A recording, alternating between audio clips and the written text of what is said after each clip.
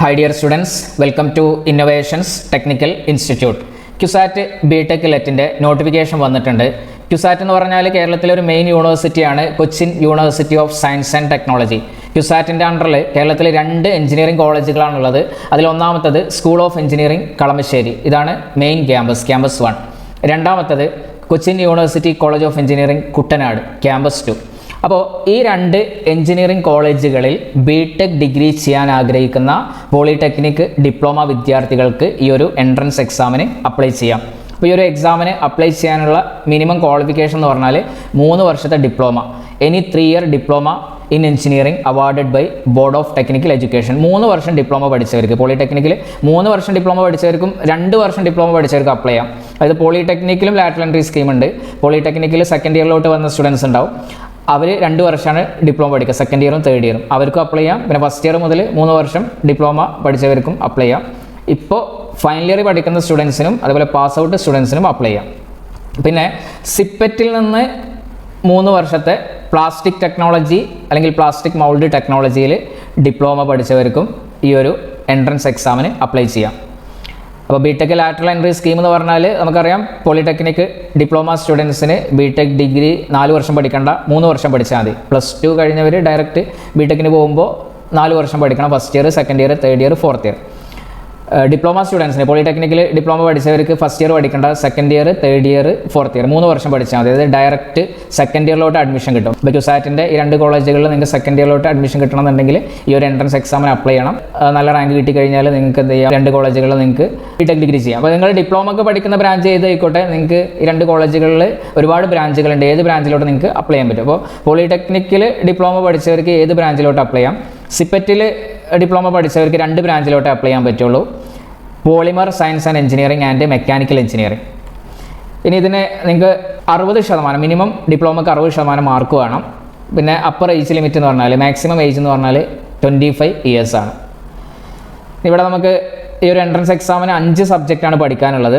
ഈ 5 സബ്ജക്റ്റിൽ നിന്ന് 200 ക്വസ്റ്റ്യൻസ് ഉള്ള എൻട്രൻസ് എക്സാമാണ് QSAT BTech lateral entry test. അപ്പോൾ ഇതിന് 3 മണിക്കൂറാണ് ടൈം.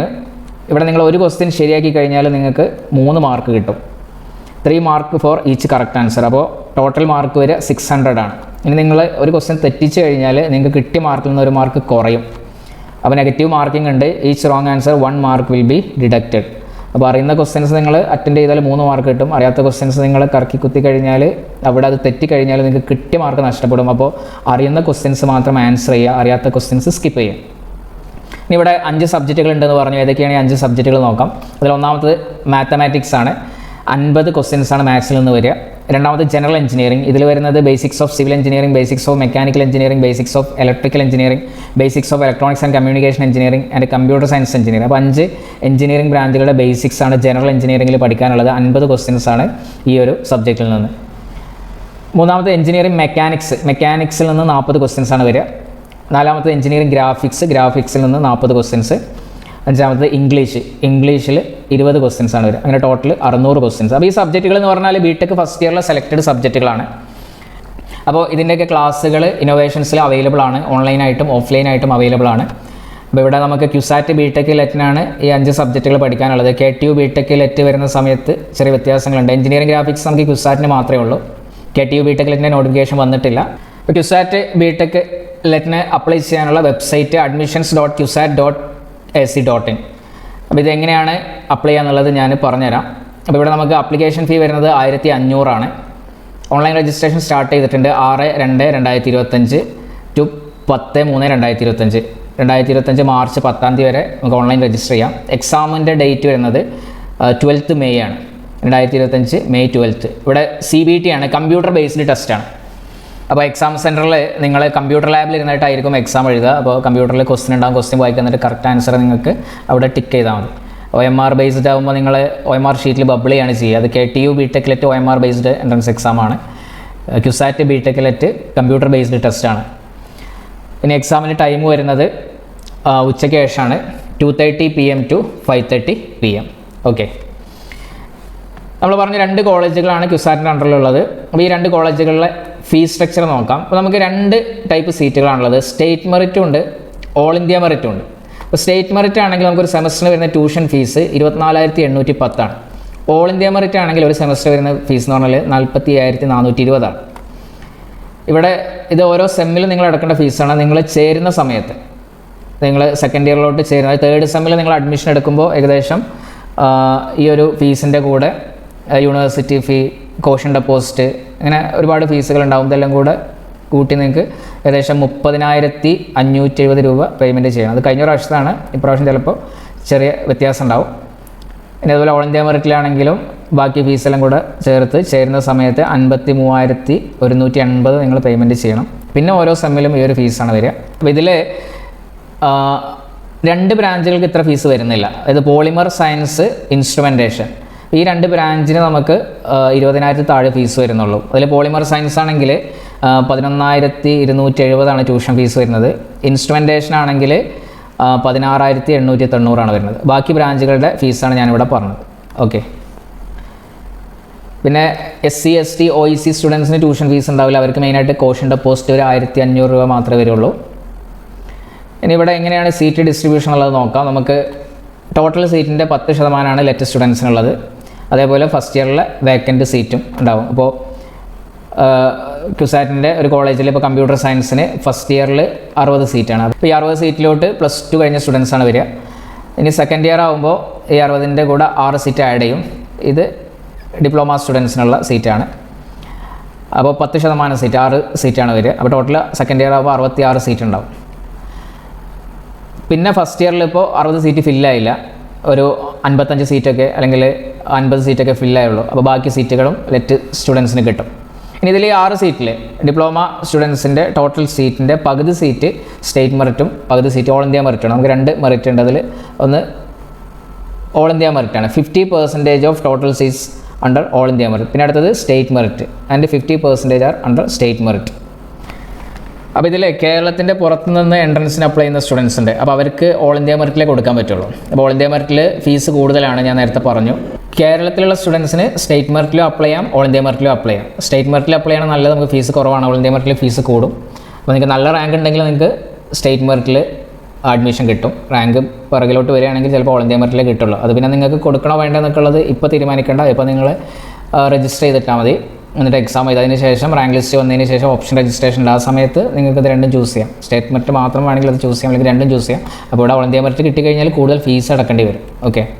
ഇനി നമുക്ക് 2 കോളേജുകളിൽ ഓരോ ബ്രാഞ്ചിലെയും സീറ്റുകൾ നോക്കാം. അപ്പോൾ സിവിൽ എഞ്ചിനീയറിംഗ് എടുത്താൽ നമുക്ക് മെയിൻ ക്യാമ്പസിൽ 9 സീറ്റും രണ്ടാമത്തെ ക്യാമ്പസിൽ 5 സീറ്റാണ് വരുന്നത്. Total 14 seat. കമ്പ്യൂട്ടർ സയൻസ് എടുത്താൽ campus 1 9 seat, campus 2 5 seat, total 14 seat. ഇത് ലെറ്റ് സ്റ്റുഡൻസിന് റിസർവ് ചെയ്ത് വെച്ചുള്ള സീറ്റാണ്. ഇതിൻ്റെ കൂടെ ഫസ്റ്റ് ഇയറിൽ വേക്കൻസി ഉണ്ടെങ്കിൽ അതും കൂടെ ആഡ് ആവും. ഇലക്ട്രിക്കൽ ആൻഡ് ഇലക്ട്രോണിക്സിൽ ടോട്ടൽ സീറ്റ് വരുന്നത് 11 ആണ്. Electronics and communication 14, information technology total 14 seat, mechanical എഞ്ചിനീയറിംഗിൽ ടോട്ടൽ 14 സീറ്റ്. ഇനി മെയിൻ ക്യാമ്പസിൽ മാത്രമുള്ള 3 ബ്രാഞ്ചുകളാണ് fire and safety engineering, instrumentation and control engineering, polymer science and engineering. അപ്പോൾ ഇതിനൊക്കെ 6 സീറ്റാണ് വരുന്നത്, പ്ലസ് ഫസ്റ്റ് ഇയറിൽ വേക്കൻ്റായി കിടക്കുന്ന സീറ്റുകളും. ഓക്കെ. അപ്പോൾ ക്യുസാറ്റ് ബിടെക് ലെറ്റ് ആയിക്കോട്ടെ, KTU ബിടെക് ലെറ്റ് ആയിക്കോട്ടെ, ഇന്നോവേഷൻസിൽ ഇതിൻ്റെ കോച്ചിങ് ക്ലാസ്സുകൾ അവൈലബിൾ ആണ്. ഓൺലൈനായിട്ടും ഓഫ്ലൈനായിട്ടും ക്ലാസ്സുകൾ അവൈലബിൾ ആണ്. ഇപ്പോൾ 14 വർഷമായിട്ട് നമ്മൾ ലെറ്റിൻ്റെ കോച്ചിങ് ക്ലാസ്സുകൾ നടത്തി വരുന്നു. അതിൽ ഓൺലൈനായിട്ട് ക്ലാസ്സുകൾ വരുന്നത് ഇന്നോവേഷൻസ് ലേണിംഗ് ആപ്പിലൂടെയാണ്. നമുക്ക് പ്ലേ സ്റ്റോറിലും ആപ്പ് സ്റ്റോറിലും അവൈലബിൾ ആണ്. ഇനി ഓഫ്ലൈനായിട്ട് പഠിക്കേണ്ടവർക്ക് 3 സെൻറ്ററുകളിലാണ് ക്ലാസ്സുകൾ നടക്കുന്നത്. ഇന്നോവേഷൻസിൻ്റെ കാലിക്കറ്റ് സെൻറ്റർ, ഇന്നോവേഷൻസിൻ്റെ തിരൂർ സെൻറ്റർ, ഇന്നോവേഷൻസിൻ്റെ മഞ്ചേരി സെൻറ്റർ. അപ്പോൾ ഓൺലൈനായിട്ട് പഠിച്ചാലും ഓഫ്ലൈനായിട്ട് പഠിച്ചാലും നമ്മൾ ഇവിടെ നിന്ന് കറക്റ്റായിട്ട് നിങ്ങളെ പഠിപ്പിക്കും. ഒരു ഓർഡറിൽ ടൈം ടേബിൾ ഇട്ട് അതിൽ ക്ലാസ്സുകൾ ഉണ്ടാവും, എക്സാംസ് ഉണ്ടാവും, ക്വസ്റ്റ്യൻ പേപ്പർ ഡിസ്കഷൻ ഉണ്ടാവും. കറക്റ്റ് ഓർഡറിൽ പഠിച്ചു കഴിഞ്ഞാൽ നിങ്ങൾക്ക് ഇതേപോലെ ഫസ്റ്റ് റാങ്കും സെക്കൻഡ് റാങ്കും ഒക്കെ വാങ്ങിക്കാം. ഓരോ വർഷത്തെ റിസൾട്ട് എടുത്താലും നല്ല മികച്ച റിസൾട്ടാണ് ഇന്നോവേഷൻസിലെ സ്റ്റുഡൻസിന്. അപ്പോൾ നിങ്ങൾക്ക് അഡ്മിഷൻ എടുക്കാൻ താല്പര്യം ഉണ്ടെങ്കിൽ ഈ ഒരു നമ്പറിൽ കോൺടാക്റ്റ് ചെയ്യുക. അപ്പോൾ കഴിഞ്ഞ പ്രാവശ്യത്തെ റിസൾട്ട് എടുത്തു കഴിഞ്ഞാൽ KTU ബിടെക് ലെറ്റിൽ ആദ്യത്തെ 10 9 പേര് ഇന്നോവേഷൻസിൽ പഠിച്ചവരാണ്. ഇതിൽ 9 പേരിൽ 5 പേര് ഓഫ്ലൈൻ സ്റ്റുഡൻസും 4 പേര് ഓൺലൈൻ സ്റ്റുഡൻസുമാണ്. അപ്പോൾ ഓഫ്ലൈൻ ആണെങ്കിലും ഓൺലൈൻ ആണെങ്കിലും നിങ്ങൾ കറക്റ്റ് കണ്ടൻറ്റ് പഠിച്ചു കഴിഞ്ഞാൽ നല്ല റാങ്ക് കിട്ടും. എന്നാൽ രണ്ടിനും എടുക്കുന്ന ടീച്ചേഴ്സ് സെയിം ആണ്. മെറ്റീരിയൽ, നോട്ട്സ്, എക്സാംസ് എല്ലാം സെയിം ആണ്. ഇപ്പോൾ 2024 KTU ബിടെക്കിൽ ആദ്യ 10 9 പേര്, ആദ്യ 20 18 പേര്, ആദ്യ 50 38 പേര്, ആദ്യ 100 68 പേരും ഇന്നോവേഷൻസിൽ പഠിച്ചവരാണ്. അപ്പോൾ ഇതിൽ ഓഫ്ലൈനായിട്ട് പഠിച്ച സ്റ്റുഡൻസും ഉണ്ട്, ഓൺലൈനായിട്ട് പഠിച്ച സ്റ്റുഡൻസും ഉണ്ട്. പിന്നെ അതേപോലെ ക്യുസാറ്റിൻ്റെ റിസൾട്ട് എടുത്താൽ അതിലും ടോപ്പ് റാങ്കുകളൊക്കെ ഇന്നോവേഷൻസിൽ പഠിച്ച സ്റ്റുഡൻസ് ആണ്. അപ്പോൾ ക്യുസാറ്റ് ബിടെക് ലെറ്റിന് പ്രിപ്പയർ ചെയ്യുന്നവരും KTU ബിടെക് ലെറ്റിന് പ്രിപ്പയർ ചെയ്യുന്നവരും കോച്ചിങ് ക്ലാസ് എടുക്കാൻ താല്പര്യം ഉണ്ടെങ്കിൽ ഈ ഒരു നമ്പറിൽ കോൺടാക്ട് ചെയ്യുക. ഓക്കെ, ഇനി എങ്ങനെയാണ് ഈ ഒരു എക്സാമിന് ഓൺലൈനായിട്ട് രജിസ്റ്റർ ചെയ്യുക എന്നുള്ളത് നമുക്ക് നോക്കാം. ക്യുസാറ്റിൻ്റെ admissions.cusat.ac.in എന്നുള്ള വെബ്സൈറ്റിൽ എൻ്റർ ചെയ്യുക. ഇവിടെ അക്കാഡമിക് അഡ്മിഷൻസ് 2025 എന്ന് പറഞ്ഞ് കാണാം. അതിൻ്റെ താഴെ CAT 2025 UG and PG application, ഇവിടെ അപ്ലൈ ഹിയർ എന്നുള്ള ലിങ്കിൽ ക്ലിക്ക് ചെയ്യുക. അപ്പോൾ ഇവിടെ ആദ്യം നിങ്ങളെ പേര് കൊടുക്കുക. അപ്പോൾ ആധാർ കാർഡിൽ ഉള്ളതുപോലെ കൊടുക്കണം, name as in Aadhaar card. അതുകഴിഞ്ഞിട്ട് നിങ്ങളെ മൊബൈൽ നമ്പർ കൊടുക്കുക, OTP വരും, ഇമെയിൽ ID കൊടുക്കുക. അതിൻ്റെ പാസ്വേഡ് ക്രിയേറ്റ് ചെയ്യണം. അപ്പോൾ പാസ്വേഡ് ക്രിയേറ്റ് ചെയ്യുമ്പോൾ ഇവിടെ ഇൻസ്ട്രക്ഷൻസ് പറയുന്നുണ്ട്. മിനിമം 8 ക്യാരക്ടേഴ്സ് വേണം, അതിൽ അപ്പർ കേസ് വേണം, ലോവർ കേസ് വേണം, നമ്പർ വേണം, സ്പെഷ്യൽ ക്യാരക്ടർ വേണം. പാസ്വേഡിൽ നെയിം ഇൻക്ലൂഡ് ചെയ്യാൻ പറ്റില്ല, അതേപോലെ കൺസിക്യൂട്ടീവ് നമ്പേഴ്സും ഉൾപ്പെടുത്താൻ പറ്റില്ല. അപ്പോൾ പാസ്വേഡ് ചിലൊരു പേര് കൊടുക്കും, നെയിം @123 എന്നൊക്കെ പറഞ്ഞ് കൊടുക്കും, അങ്ങനെ കൊടുക്കാൻ പാടില്ല. അപ്പോൾ നിങ്ങൾ എന്ത് ചെയ്യുക, ഒരു പാസ്വേഡ് ക്രിയേറ്റ് ചെയ്യുക, ഈ കണ്ടീഷൻസ് വെച്ചിട്ട് ഒരു പാസ്വേഡ് ക്രിയേറ്റ് ചെയ്യുക, എന്നിട്ട് അത് എഴുതി വെക്കുക. കാരണം നമുക്കിനി ഇടയ്ക്ക് ലോഗിൻ ചെയ്യാനും ആപ്ലിക്കേഷൻ സ്റ്റാറ്റസ് നോക്കാൻ, ഓൾ ടിക്കറ്റ് ഡൗൺലോഡ് ചെയ്യാൻ, റിസൾട്ട് നോക്കാൻ, ഓപ്ഷൻ രജിസ്റ്റർ ചെയ്യാനൊക്കെ എന്ത് വേണം, പാസ്വേഡ് വേണം. അപ്പോൾ നിങ്ങൾ പാസ്വേഡ് ക്രിയേറ്റ് ചെയ്യുക, അതിൽ 8 ക്യാരക്ടർ വേണം, മിനിമം അപ്പർ കേസ് വേണം, ലോവർ കേസ് വേണം, നമ്പർ വേണം, സ്പെഷ്യൽ ക്യാരക്ടർ വേണം. നിങ്ങളുടെ പേര് അതിൽ ഉൾപ്പെടുത്താൻ പറ്റില്ല. പിന്നെ 1 2 3 4 5 എന്നൊക്കെ പറഞ്ഞ് നമ്പേഴ്സ്, കൺസിക്യൂട്ടീവ് നമ്പേഴ്സ് അതിൽ ഉൾപ്പെടുത്താൻ പറ്റില്ല. അപ്പോൾ അത് ശ്രദ്ധിച്ച് പാസ്വേഡ് ക്രിയേറ്റ് ചെയ്യുക, എന്നിട്ട് അത് റീടൈപ്പ് ചെയ്യുക, എന്നിട്ട് നിങ്ങൾ സബ്മിറ്റ് ചെയ്യുക. ഇപ്പോൾ സബ്മിറ്റ് കൊടുക്കുമ്പോൾ നമുക്കൊരു മെസ്സേജ് വരും. The activation link is send to your registered email. Click on the activation link to proceed with the application process. അപ്പോൾ ഇമെയിൽ ചെക്ക് ചെയ്യുക. അപ്പോൾ ഇമെയിലിൽ നിങ്ങൾക്ക് ഒരു ആക്ടിവേഷൻ ലിങ്ക് വന്നിട്ടുണ്ടാവും, അതിൽ ക്ലിക്ക് ചെയ്യുക. അപ്പോൾ മെസ്സേജ് വരും, your email ID and password activated successfully, please login and continue the registration process. അപ്പോൾ ഇവിടെ ലോഗിനിൽ ക്ലിക്ക് ചെയ്യുക. ഇനി കാൻഡിഡേറ്റ് ലോഗിനിൽ നിങ്ങളുടെ ഇമെയിൽ IDയും നിങ്ങൾ ക്രിയേറ്റ് ചെയ്ത പാസ്വേഡും കൊടുത്തിട്ട് ലോഗിൻ ചെയ്യുക. അപ്പോൾ ലോഗിൻ ചെയ്ത് കഴിയുമ്പോൾ നിങ്ങളുടെ പേര് ഇവിടെ കാണിക്കും, നിങ്ങളുടെ രജിസ്റ്റർ നമ്പർ കാണിക്കും. പിന്നെ ഇവിടെ ജനറൽ ഇൻസ്ട്രക്ഷൻസ് പറഞ്ഞിട്ട് കുറച്ച് ഇൻസ്ട്രക്ഷൻസ് കൊടുത്തിട്ടുണ്ട്, ഇത് വായിച്ചു നോക്കുക. അപ്പോൾ ഇതിൽ പറയുന്നുണ്ട്, please use only the latest browser versions. നമ്മൾ ഇത് ലാപ്ടോപ്പിൽ അല്ലെങ്കിൽ ഡെസ്ക്ടോപ്പിൽ അപ്ലൈ ചെയ്യുന്ന സമയത്ത് ഗൂഗിൾ ക്രോമിൻ്റെ അല്ലെങ്കിൽ ഫയർഫോക്സിൻ്റെ ഒക്കെ ലേറ്റസ്റ്റ് വേർഷൻ യൂസ് ചെയ്യുക. Desktop view will give better result than mobile browser. അപ്പോൾ കമ്പ്യൂട്ടറിലോ അല്ലെങ്കിൽ ലാപ്ടോപ്പിൽ ചെയ്യുന്നതാണ് നല്ലത്. മൊബൈൽ ഫോണിൽ മൊബൈൽ ബ്രൗസർ യൂസ് ചെയ്ത് ചെയ്യുന്നതിനേക്കാളും നല്ലത് ഡെസ്ക്ടോപ്പിലോ അല്ലെങ്കിൽ ലാപ്ടോപ്പിലോ ചെയ്യുന്നതാണ്. പിന്നെ ചെയ്യുന്ന സമയത്ത് ബാക്ക് ബട്ടൺ, റീലോഡ് ബട്ടൺ ഒന്നും പ്രസ് ചെയ്യാതിരിക്കുക. നെറ്റിൻ്റെ എന്തെങ്കിലും ഇഷ്യൂ ഉണ്ടെങ്കിൽ അതൊന്ന് വെയിറ്റ് ചെയ്യുക. പിന്നെ പ്രോസ്പെക്ടോസ് വായിച്ച് നോക്കുക, അതിൽ ഇൻസ്ട്രക്ഷൻസൊക്കെ വായിച്ച് മനസ്സിലാക്കിയതിന് ശേഷം അപ്ലൈ ചെയ്യുക. പിന്നെ പേയ്മെൻറ്റിൻ്റെ സമയത്ത് തേർഡ് പാർട്ടി ആൻറ്റിവൈറസ് ആപ്ലിക്കേഷൻ ഉണ്ടെങ്കിൽ അതൊന്ന് ഡിസേബിൾ ചെയ്യുക. പിന്നെ ടെസ്റ്റ് സെൻറ്ററിൻ്റെ ലിസ്റ്റ് ഇവിടെ കൊടുത്തിട്ടുണ്ട്, അതിൽ ക്ലിക്ക് ചെയ്താൽ ഔട്ട്സൈഡ് കേരള സെൻറ്ററും കേരള സെൻറ്റേഴ്സും കൂടെ കാണാം. അപ്പോൾ പ്രോഗ്രാം ബിടെക് ലാറ്റലൻട്രിക്ക് ഔട്ട്സൈഡ് കേരള സെൻറ്റർ ഇല്ല, കേരളത്തിലെ സെൻറ്റർ മാത്രമേ ഉള്ളൂ. ലാറ്റലൻട്രിക്ക് എല്ലാ ജില്ലയിലും ഓരോ സെൻറ്റർ വെച്ചിട്ടുണ്ട്. എന്നിട്ട് ഇവിടെ സ്റ്റാർട്ട് രജിസ്ട്രേഷൻ എന്ന് പറഞ്ഞിട്ട് കാണാം, ഇതിൽ ക്ലിക്ക് ചെയ്യുക. അപ്പോൾ ഇതിൽ 8 സ്റ്റെപ്പായിട്ടാണ് രജിസ്ട്രേഷൻ വരുന്നത്. അതിൽ ആദ്യം ഇൻസ്ട്രക്ഷൻ, രണ്ടാമത് പേഴ്സണൽ ഡീറ്റെയിൽസ്, മൂന്നാമത് photo and signature upload, 4 programme selection, 5 short preview, 6 payment, 7 centre selection, 8 finish. അപ്പോൾ ഇവിടെ ഇൻസ്ട്രക്ഷൻസ് കൊടുത്തിട്ടുണ്ട്. നേരത്തെ നമ്മൾ പറഞ്ഞ ഇൻസ്ട്രക്ഷൻസും കുറച്ച് അഡീഷണൽ കാര്യങ്ങൾ കൂടെ ഇവിടെ പറഞ്ഞിട്ടുണ്ട്. ഇവിടെ avoid using back button use ചെയ്യാതിരിക്കുക. പിന്നെ CAT 2025 പ്രോസ്പെക്ടസ് വായിച്ച് നോക്കുക. ഫോട്ടോ സിഗ്നേച്ചർ അപ്ലോഡ് ചെയ്യുമ്പോഴുള്ള ഇൻസ്ട്രക്ഷൻസ് പറഞ്ഞിട്ടുണ്ട്. അപ്പോൾ അതിൻ്റെ സൈസ്, ഫോട്ടോ ആണെങ്കിൽ അതിൻ്റെ size between 100 KB and 500 KB. Signature ആണെങ്കിൽ അതിൻ്റെ സൈസ് പറയുന്നത് 10 KB ടു 100 KB. അപ്പോൾ അതിൻ്റെ ഫോർമാറ്റ് പറയുന്നുണ്ട്. അപ്പോൾ ഇത് നിങ്ങൾ അക്ഷയ അല്ലെങ്കിൽ CSC സെൻറ്റർ എന്നൊക്കെയാണ് ചെയ്യണമെങ്കിൽ അവർ അത് കറക്റ്റ് സൈസിലാക്കി അവർ ചെയ്തു തരും. അപ്പോൾ ഇൻസ്ട്രക്ഷൻസ് വായിച്ചതിന് ശേഷം കണ്ടിന്യൂ എന്ന് കൊടുക്കുക. പിന്നെ നിങ്ങളെ പേഴ്സണൽ ഡീറ്റെയിൽസ് ഇവിടെ ഫില്ല് ചെയ്യണം. നിങ്ങളുടെ പേര്, mothers name, fathers name, date of birth, gender, nationality, Aadhaar number, alternative mobile number, നിങ്ങളുടെ അഡ്രസ്സ്, സ്റ്റേറ്റ്, ഡിസ്ട്രിക്റ്റ്, പിൻകോഡ്. അപ്പോൾ ഇതെല്ലാം ഫില്ല് ചെയ്യുക. അപ്പോൾ ഇവിടെ ആനുവൽ ഇൻകം ചോദിക്കുന്നുണ്ട്, അത് സെലക്ട് ചെയ്യുക. അത് കഴിഞ്ഞിട്ട് കാറ്റഗറി ചോദിക്കുന്നുണ്ട്. അപ്പോൾ ജനറൽ കാറ്റഗറി ആണെങ്കിൽ ജനറൽ സെലക്ട് ചെയ്യുക, OBC ആണെങ്കിൽ അത് സെലക്ട് ചെയ്യുക, SC ST ഏതാണോ നിങ്ങളുടെ കാറ്റഗറി അത് സെലക്ട് ചെയ്യുക. അപ്പോൾ നിങ്ങളുടെ കാറ്റഗറി സെലക്ട് ചെയ്യുമ്പോൾ ഇപ്പോൾ OBC സെലക്ട് ചെയ്ത് കഴിഞ്ഞാൽ അതിൽ കമ്മ്യൂണിറ്റി ചോദിക്കും. അപ്പോൾ നിങ്ങളെ SSLC ബുക്കിൽ നിങ്ങളെ കമ്മ്യൂണിറ്റി ഏതാണെന്നുണ്ടാവും, അത് കൊടുക്കുക. പിന്നെ ഇവിടെ do you belongs to non creamy layer category എന്ന് ചോദിക്കുന്നുണ്ട്. അപ്പോൾ OBC റിസർവേഷൻ കിട്ടണമെന്നുണ്ടെങ്കിൽ നോൺ ക്രിമി ലെയർ കാറ്റഗറിയിൽ വരണം. അപ്പോൾ യെസ് എന്ന് കൊടുക്കുക. അപ്പോൾ ഇവിടെ എസ് എന്ന് കൊടുക്കുമ്പോൾ ഇവിടെ പറയുന്നുണ്ട് non creamy layer certificate from village officer for state education purpose to be obtained and submit during the admission process. അപ്പോൾ OBC റിസർവേഷൻ കിട്ടണമെന്നുണ്ടെങ്കിൽ നോൺ ക്രീമി ലെയർ സർട്ടിഫിക്കറ്റ് വേണം. അത് വില്ലേജ് ഓഫീസിൽ നിന്ന് എടുക്കണം. സ്റ്റേറ്റ് എഡ്യൂക്കേഷൻ പർപ്പസിന് വേണ്ടിയിട്ടുള്ളതാണ് എടുക്കേണ്ടത്. അത് ഇപ്പോൾ നിങ്ങൾ എടുത്ത് അപ്ലോഡ് ചെയ്യേണ്ട, അഡ്മിഷൻ്റെ സമയത്ത് മതി. നമ്മുടെ KTU BTech ലെറ്റിന് അപ്ലൈ ചെയ്യുന്ന സമയത്ത് അത് അപ്ലിക്കേഷൻ ഓൺലൈൻ ചെയ്യുമ്പോൾ തന്നെ നമ്മൾ സർട്ടിഫിക്കറ്റ് അപ്ലോഡ് ചെയ്യണം. ഇവിടെ നമുക്കതിൻ്റെ ആവശ്യമില്ല. ഇപ്പോൾ നിങ്ങൾ എസ് എന്ന് കൊടുക്കുക, നോൺ ക്രീമി ലെയർ സർട്ടിഫിക്കറ്റ് വേണ്ടവർ, OBC റിസർവേഷൻ ഉള്ളവർ എസ് എന്ന് കൊടുക്കുക. എന്നിട്ട് അത് വില്ലേജ് ഓഫീസിൽ നിന്ന് എടുത്ത് വെക്കുക. അതിൽ അഡ്മിഷൻ്റെ സമയത്ത് കൊണ്ടുപോയാൽ മതി. പിന്നെ അതേപോലെ ജനറൽ കാറ്റഗറിയിൽ വരുന്നവർ, റിസർവേഷനൊന്നും ഇല്ലാത്തവരുണ്ട്. അപ്പോൾ അവർക്ക് ഒരു സ്പെഷ്യൽ റിസർവേഷൻ ഉണ്ട്, എക്കണോമിക്കലി വീക്കർ സെക്ഷൻ എന്ന് പറഞ്ഞിട്ട്. അപ്പോൾ അത് സാമ്പത്തികമായിട്ട് പിന്നോക്കം നിൽക്കുന്നവർക്ക് അവർ സർട്ടിഫിക്കറ്റ് കിട്ടുള്ളൂ. അപ്പോൾ അങ്ങനെയുള്ളവർ എസ് എന്ന് കൊടുത്തു കഴിഞ്ഞാൽ റിസർവേഷൻ കിട്ടും. അപ്പോൾ അത് അഡ്മിഷൻ്റെ സമയത്ത് സർട്ടിഫിക്കറ്റ് EWS സർട്ടിഫിക്കറ്റ് സബ്മിറ്റ് ചെയ്യണം. അപ്പോൾ ജനറൽ കാറ്റഗറിയിൽ, റിസർവേഷൻ ഇല്ലാത്ത ജനറൽ കാറ്റഗറിയിൽ വരുന്നവർ സാമ്പത്തികമായിട്ട് പിന്നോക്കം നിൽക്കുന്നവരാണെങ്കിൽ അവർക്ക് EWS സർട്ടിഫിക്കറ്റ് കിട്ടുന്നുണ്ടെങ്കിൽ, അപ്പോൾ അതിനൊരു വരുമാന പരിധിയുണ്ട്. അത് വില്ലേജ് ഓഫീസിൽ നിങ്ങൾ അന്വേഷിച്ച് കഴിഞ്ഞാൽ അറിയാൻ പറ്റും, അല്ല അക്ഷയയിൽ ചോദിച്ചാലും മതി. അപ്പോൾ ആ ഒരു വരുമാനത്തിൻ്റെ താഴെയാണ് നിങ്ങൾ വരുന്നതെങ്കിൽ നിങ്ങൾക്ക് EWS സർട്ടിഫിക്കറ്റ് കിട്ടും. അപ്പോൾ അങ്ങനെ ആകുമ്പോൾ ആ ഒരു റിസർവേഷൻ ഉണ്ടാവും. ഇതിൽ SC ST സ്റ്റുഡൻസ് ആണെങ്കിൽ നോൺ ക്രീമി ലെയർ സർട്ടിഫിക്കറ്റ് വേണ്ട, കമ്മ്യൂണിറ്റി സർട്ടിഫിക്കറ്റ് മതി. പിന്നെ ഇവിടെ സ്പെഷ്യൽ റിസർവേഷൻ എന്ന് പറഞ്ഞിട്ട് കാണാം. ഇതിൽ ആർമി കോട്ട, blind, children of ex serviceman, അപ്പോൾ ഇങ്ങനെ സ്പെഷ്യൽ റിസർവേഷൻ കാറ്റഗറി ഇവിടെ കാണാം. Sports quota. അപ്പോൾ ഇതിലേതെങ്കിലും നിങ്ങൾക്ക് ഉണ്ടെങ്കിൽ അത് സെലക്ട് ചെയ്യുക. അപ്പോൾ ഇത് പിന്നെ സെലക്ട് ചെയ്ത് കഴിഞ്ഞാൽ സ്പോർട്സ് കോട്ട ഉണ്ടെങ്കിൽ അത്, അപ്പോൾ അതിൽ മൾട്ടിപ്പിൾ, ഇതിപ്പോൾ ചിലർക്ക് സ്പോർട്സ് കോട്ട ഉണ്ടാവും, പിന്നെ ചിൽഡ്രൻ ഓഫ് എക്സ് സർവീസ്മാൻ ആവും. അപ്പോൾ അങ്ങനെ ഉണ്ടെങ്കിൽ അത് സെലക്ട് ചെയ്യുക. ഓക്കെ, ഇനി അതില്ലെങ്കിൽ നോ എന്ന് കൊടുക്കുക. പിന്നെ എസ് ഓർണ ക്വസ്റ്റ്യൻസ് എല്ലാം വായിച്ച് നോക്കിയിട്ട് എസ് ആണെങ്കിൽ എസ് കൊടുക്കുക, നോ ആണെങ്കിൽ നോ കൊടുക്കുക. എന്നിട്ട് സേവ് ആൻഡ് കണ്ടിന്യൂ കൊടുക്കുക. ഇനി അടുത്ത മൂന്നാമത്തെ സ്റ്റെപ്പ് എന്ന് പറഞ്ഞു കഴിഞ്ഞാൽ ഫോട്ടോ സിഗ്നേച്ചർ അപ്ലോഡാണ്. അപ്പോൾ ഫോട്ടോ സിഗ്നേച്ചർ അപ്ലോഡ് ചെയ്യണം.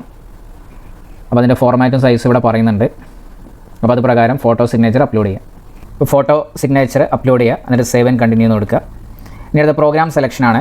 ഇനി ഇവിടെ നിങ്ങളെ എലിജിബിലിറ്റി, ഇൻസ്റ്റിറ്റ്യൂട്ടിൻ്റെ പേര്, ബോർഡ് ഓർ യൂണിവേഴ്സിറ്റി, സ്റ്റേറ്റ്, പിന്നെ ഏത് പ്രോഗ്രാമിനാണ് അപ്ലൈ ചെയ്യുന്നത്, ഇത്രയും കാര്യങ്ങൾ കൊടുക്കണം. ഇൻസ്റ്റിറ്റ്യൂട്ടിൻ്റെ പേര് കൊടുക്കുക. പിന്നെ ബോർഡ്, ഇപ്പോൾ കേരളത്തിലാണെങ്കിൽ ടെക്നിക്കൽ എഡ്യൂക്കേഷൻ, സ്റ്റേറ്റ് സെലക്ട് ചെയ്യുക. എന്നിട്ട് ഇവിടെ പ്രോഗ്രാം സെലക്ട് ചെയ്യേണ്ടത് അണ്ടർ ഗ്രാജുവേറ്റ് പ്രോഗ്രാം എന്നാണ് സെലക്ട് ചെയ്യേണ്ടത്, അണ്ടർ ഗ്രാജുവേറ്റ് പ്രോഗ്രാം. എന്നിട്ട് ഇവിടെ UG പ്രോഗ്രാം സെലക്ഷൻ. അപ്പോൾ ഇവിടെ നിങ്ങൾ ക്വാളിഫിക്കേഷൻ സെലക്ട് ചെയ്യണം. അപ്പോൾ ഇവിടെ നിങ്ങൾ diploma 3 year in engineering technology ഇത് സെലക്ട് ചെയ്യുക. ഇവിടെ BTech ലാറ്ററൽ എൻട്രി എന്നുള്ള പ്രോഗ്രാം വരും. അപ്പോൾ ഇതിൻ്റെ താഴെ ഇപ്പോൾ നിങ്ങൾ +2 ഉള്ളവരുണ്ടെങ്കിൽ ആ +2 വേണമെങ്കിൽ സെലക്ട് ചെയ്യാം. അപ്പോൾ നിങ്ങൾ +2 ഫിസിക്സ് കെമിസ്ട്രി ബയോളജി പഠിച്ചിട്ടുണ്ടെങ്കിൽ അതിന് വെച്ചിട്ടുള്ള കോഴ്സും കൂടെ ഇവിടെ കാണിക്കുന്നുള്ളൂ. നമ്മളിവിടെ മെയിനായിട്ട് അപ്ലൈ ചെയ്യുന്നത് BTech ലാറ്ററൽ എൻട്രിക്കാണ്. ഓക്കെ, അപ്പോൾ ഇവിടെ BTech ലാറ്ററൽ എൻട്രി, ഇത് ആഡ് പ്രോഗ്രാം എന്ന് കൊടുക്കുക. എന്നിട്ട് BTech ലാറ്ററൽ എൻട്രി എന്ന് കൊടുക്കുക. എന്നിട്ട് കൺഫേം പ്രോഗ്രാം, അത് കഴിഞ്ഞിട്ട് കൺഫേം ടെസ്റ്റ് എന്ന് കൊടുക്കുക. അപ്പോൾ എന്നിട്ട് ഓക്കെ കൊടുക്കുക. എന്നിട്ട് ഇവിടെ ഡിക്ലറേഷൻ ഉണ്ട്, ഇവിടെ ടിക്ക് ചെയ്യുക. I have applied for the programme for which I am eligible as per CAT CUSAT prospectus 2025. ഇത് സേവ് ആൻഡ് കണ്ടിന്യൂ കൊടുക്കുക. ഒരു പ്രിവ്യൂ വരും, നിങ്ങളുടെ ആപ്ലിക്കേഷൻ്റെ ഒരു പ്രിവ്യൂ വരും. നമുക്ക് എഡിറ്റ് ചെയ്യാൻ പറ്റും. ഫൈനൽ സബ്മിഷൻ്റെ മുമ്പ് നമുക്ക് എഡിറ്റ് ചെയ്യാൻ പറ്റും. അപ്പോൾ എന്തെങ്കിലും കറക്ഷൻ ഉണ്ടെങ്കിൽ എഡിറ്റ് ചെയ്യുക. ഫൈനൽ സബ്മിഷൻ ചെയ്താൽ പിന്നെ എഡിറ്റ് ചെയ്യാൻ പറ്റില്ല. അപ്പോൾ ഇതൊക്കെ ഒന്ന് വായിച്ച് നോക്കുക. BTech ലെറ്റിൻ്റെ ടെസ്റ്റ് കോഡ് വരുന്നത് 102 ആണ്. എല്ലാം ഓക്കെ ആണെങ്കിൽ confirm and proceed to payment എന്ന് കൊടുക്കുക. ഇനി പേയ്മെൻറ്റ് ചെയ്യാൻ പേ നൗ എന്ന് കൊടുക്കുക. അപ്പോൾ ഇവിടെ പല ഓപ്ഷൻസ് വരും, നിങ്ങൾക്ക് കാർഡ് വെച്ചിട്ട് ചെയ്യാം. നെറ്റ് ബാങ്കിങ് ഓപ്ഷൻ ഉണ്ട്, UPI ഉണ്ട്. അപ്പോൾ ഇതിലേതെങ്കിലും ഒരു ഓപ്ഷൻ വെച്ചിട്ട് എന്ത് ചെയ്യുക, പേയ്മെൻറ്റ് ചെയ്യുക. അപ്പോൾ പേയ്മെൻറ്റ് ചെയ്ത് കഴിഞ്ഞാൽ ഇങ്ങനൊരു മെസ്സേജ് വരും. ഇനി അടുത്ത ടെസ്റ്റ് സെൻറ്റർ സെലക്ഷനാണ്. ഇവിടെ ടെസ്റ്റ് സെൻറ്ററും അതിൽ അവൈലബിൾ സീറ്റും കാണിക്കും. അപ്പോൾ നിങ്ങളതിൽ നിങ്ങൾക്ക് വേണ്ട സെൻറ്റർ സെലക്ട് ചെയ്യുക, കൺഫേം ചെയ്യുക, എന്നിട്ട് ഫിനിഷ് ചെയ്യുക. അപ്പോൾ ആപ്ലിക്കേഷൻ പ്രിവ്യൂ ഒന്നും കൂടെ കാണിക്കും.